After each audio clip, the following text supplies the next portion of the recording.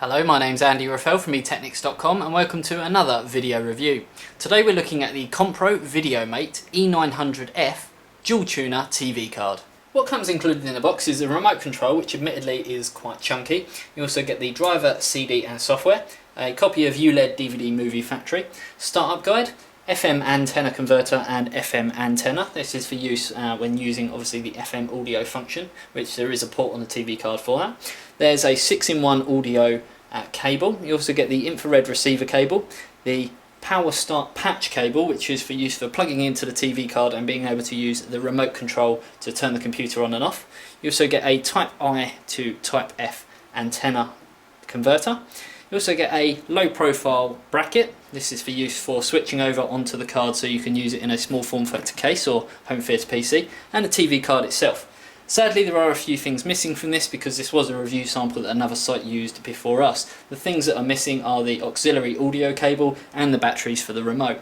Not too bothered about the auxiliary audio, but we will have to find some batteries for the remote control.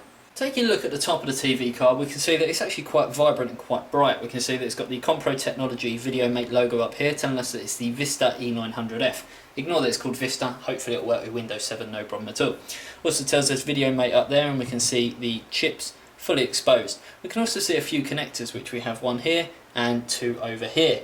The reason for this connector here is actually for use with the auxiliary out audio, which is for an XP system. So you'd connect to the auxiliary in or CD in connector of your main board. Sadly, that cable didn't come with it, but we shouldn't need it anyway. The next two connectors are located in this top corner here. These are actually, the first one are for your 2-case power switch, so that would go to the case power switch. So you connect your ATX power switch cable off your computer case onto there. Then you'd use the other cable, which is a supplied power switch patch cable, to connect to the ATX power switch pins on your motherboard. This is just so you can turn the computer on using the remote control.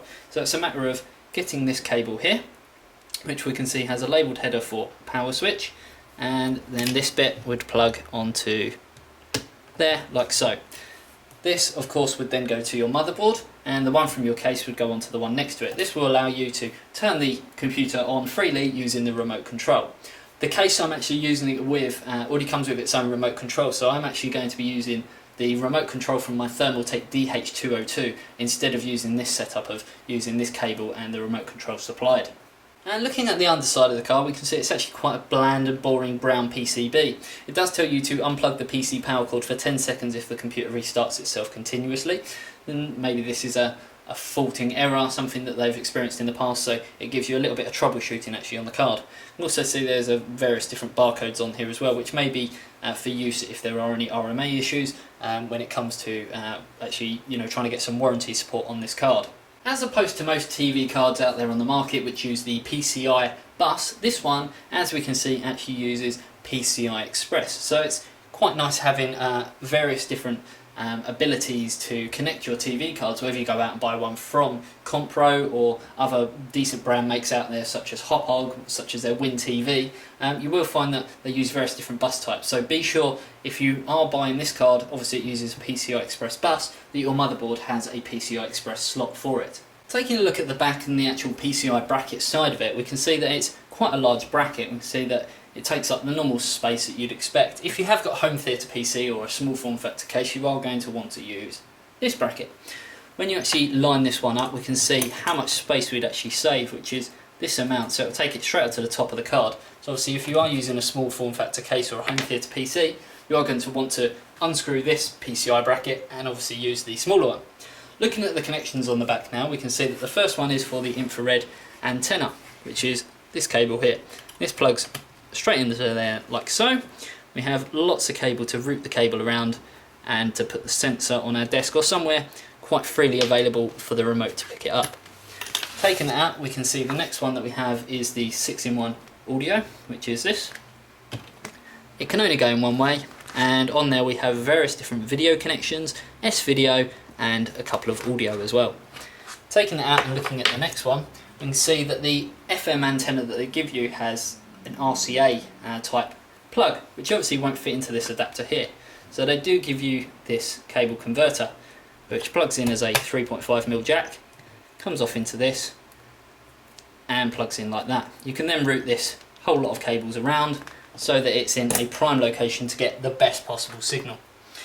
The last two actual connectors on there are the aerial connectors. Depending on what type of aerial connector you have, whether you're using an indoor aerial, outdoor aerial, you may want to use the Type I to Type F adapter, which will simply push in like so, and depending on the type of aerial you may need this type or this type. You can actually plug two aerials into this to give you the best possible clarity, but it isn't a necessity to do so. You can just use one aerial instead. When I actually spoke to Compro and was informed that we'd be receiving the E900F for review, I was quite excited because I do like TV cards and I haven't actually had one or used one in the past couple of years due to upgrading to Windows 7. The one I had previously didn't actually work with Windows 7. So I was really excited about getting this and having the chance to actually use it in my home theatre style computer. Shame is there were some downsides to it. As you can see from the actual review, we haven't included any still shots or any video of the software, purely because I had a lot of trouble with the Compro DTV4 software. Even speaking to Compro and going through a few things, I still couldn't actually get it to pick up any channels. I managed to actually get a few, but they were analogue channels, which obviously analogue's going to be turned off in United Kingdom in the next couple of years, so that's not really going to appeal to anyone living in the UK.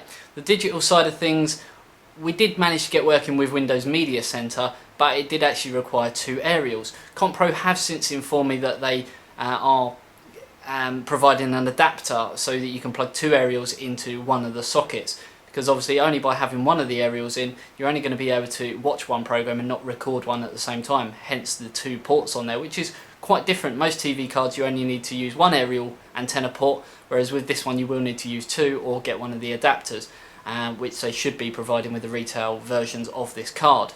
Overall, it's not a bad card, it just takes a little bit of getting used to and quite a technical mind to actually get it working in the first place. I've used other TV cards since this actual review now, which will be coming out shortly, which were just simply plug and play, install the software and use it how you wanted. This took a little bit more to actually get it working. Due to that, I think that there are some software issues that hopefully can be updated with up-to-date firmware drivers and new Compro DTV software, but due to the issues that there are at the moment, I'm going to have to give this 3 out of 5 stars.